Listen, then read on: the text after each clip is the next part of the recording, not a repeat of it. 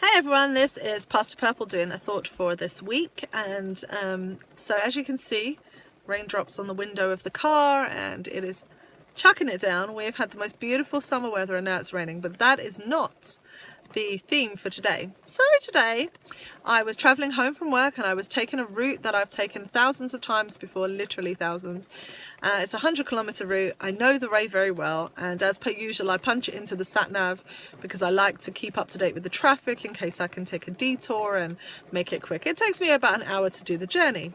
Now when I put the address into the sat nav, it came up and told me that it would be an hour and 6 minutes. Now I know that means that there was a problem on the route, and I didn't think much of it but knew that the sat-nav had taken account for it.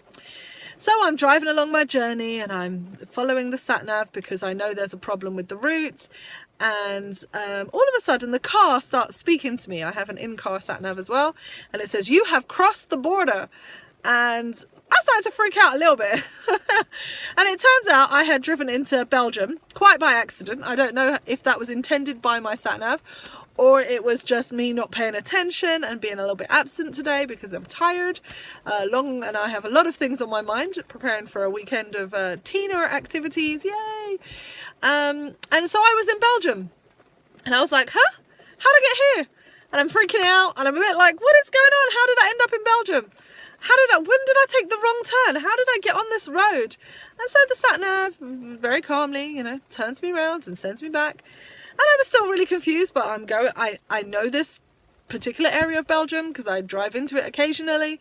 But it is still a separate country and it's not the direction of my home.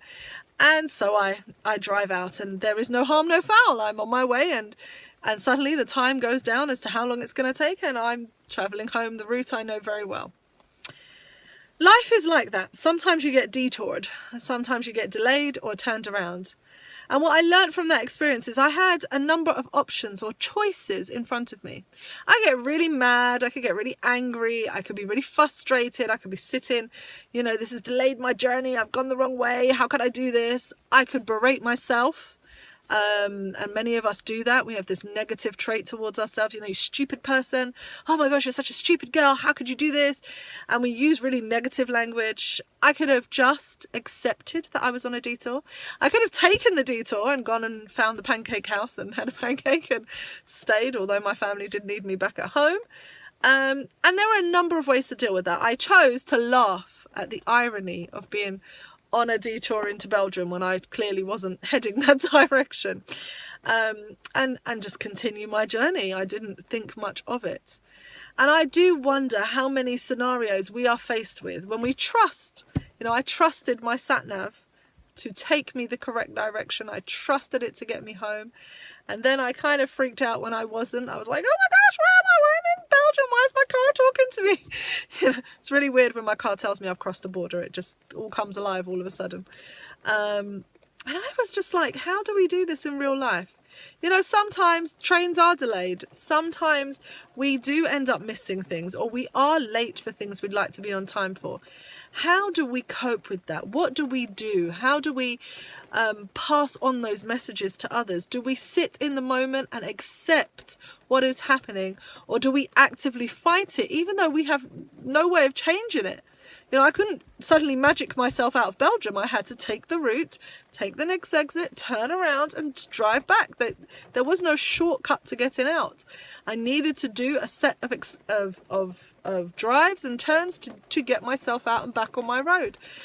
But do we accept that? Do we actually think, yes, this is what we'd like? Or do we actively fight, harm ourselves, harm others in the process?